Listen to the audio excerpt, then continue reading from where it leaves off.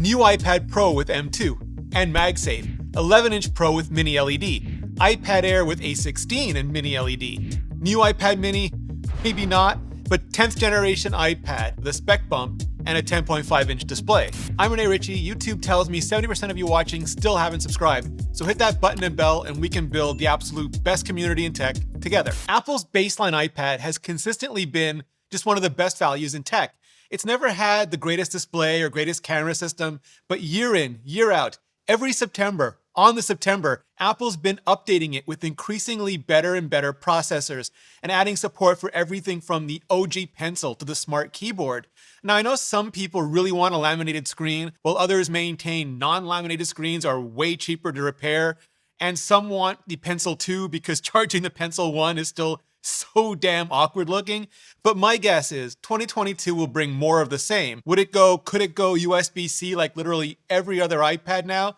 Even odds, probably not. Way easier to see an A14 Bionic chipset and a scaled up 10.5-inch display that was rumored for last year already, with that same terrific, absolutely terrific $329 price tag, less for education. Now, the iPad mini, that's tougher to see getting an update so soon, especially since the current one just got a massive redesign last September, and especially because it took 2.5 long years to get that redesign.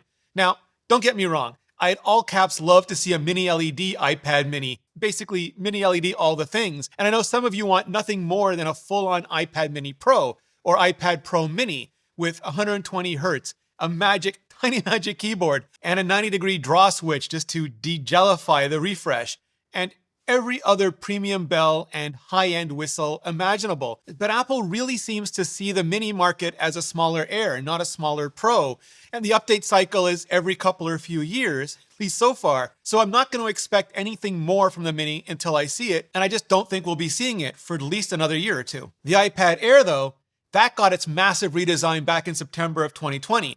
So 2022 seems about right for a more iterative update, including moving it to Mini LED, which Apple seems like they're just going to be doing with everything other than their entry-level lineup, and soon. If it gets refreshed in the spring like it did in 2019, I'd expect an A15 on board. If it gets refreshed in the fall, though, like it did in 2020, then I'd expect a next-generation A16 on board. And that should mean a 4 or 3 nanometer process, depending on what Apple and TSMC settle on. But either way, anyway, better efficiency and performance, with how Apple spends and saves those even tinier transistors, determining the exact mix of both, especially since Apple uses efficiency to drive performance anyway. Probably no 120 hertz, at least not until the iPad Pro goes 240 hertz, but a fresh new rainbow paint job of fresh new rainbow colors, like the iPhone seem to get every year. That's certainly the safest bet, that and 5G. Likewise, Mini LED for the 11-inch iPad Pro, which didn't go to it last year like the 12.9-inch model did,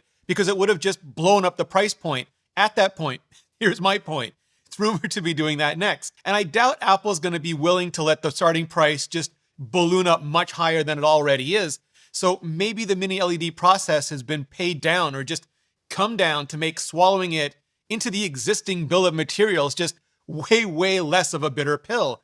Because it's already got literally every other premium feature imaginable, from the ultra-low power Mac processor to the ultra-expensive Magic Keyboard. So getting it at full parity while also stepping it up should absolutely be top priority. There's just nothing I like better than only having to choose based on display size and battery size and nothing else. And I know a lot of people, maybe you, are going to say, just throw macOS on it already and call it a day.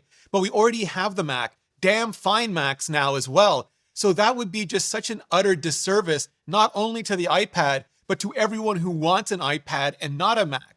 I'm going to stop myself before I abuse that old Steve Jobs truck car analogy even more than I already have in this lifetime. But you can make really freaking powerful cars without having to turn them into trucks, and really freaking luxurious trucks without having to turn them into cars. And there's still just a ton of benefit to having both. And speaking of both, like an SUV, the 12.9-inch Pro already has Mini LED, but if it comes out this spring, like the previous two did, it should be upgraded with an M2. If it comes out this fall instead, maybe an M3, because M2 would likely be based on the A15, so much more efficient performance cores, much more performant efficiency cores, way better graphics cores, and full-on ProRes media engines, so it can cut through high-fidelity video faster than anything this side of a MacBook Pro. M3, on the other hand, would likely be based on the A16. So all of that, plus another generation of improvements, multiplied by another process shrink, and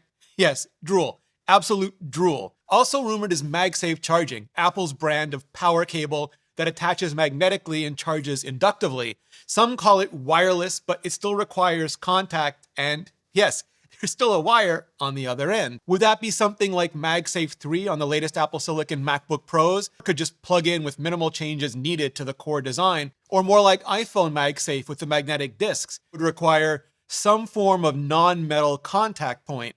Would an iPhone-style glass back work at iPad scale? Or would just a glass Apple logo in the center be capable and structurally way more sound? I just have so many loose-style brain-bending questions around this, enough to make me want to learn more about the physics, the math, and yes, algorithms, quantum mechanics, game theory, cryptocurrency, basically everything at this point. And luckily for me, for all of us, for all of that, there's today's sponsor, Brilliant. Because whether you want to just brush up on a few topics or learn something completely new, Brilliant's got you, including everything on algorithms, machine learning, and neural networks, so you can be part of the next great generation of iPads, battery technology, apps, anything you want to be. Brilliant is this website and app that lets you learn by doing hands-on challenges. And they've got this brand new, totally revamped logic course that helps you open your mind so you can look at problems in a whole new way. And with the holiday season in full swing and New Year on its way, you can give the gift of Brilliant to any of the more ambitious learners in your life, including and especially yourself.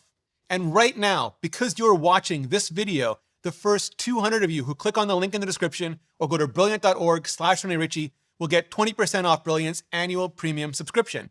Just click the button on the screen or go to brilliant.org/ReneRitchie.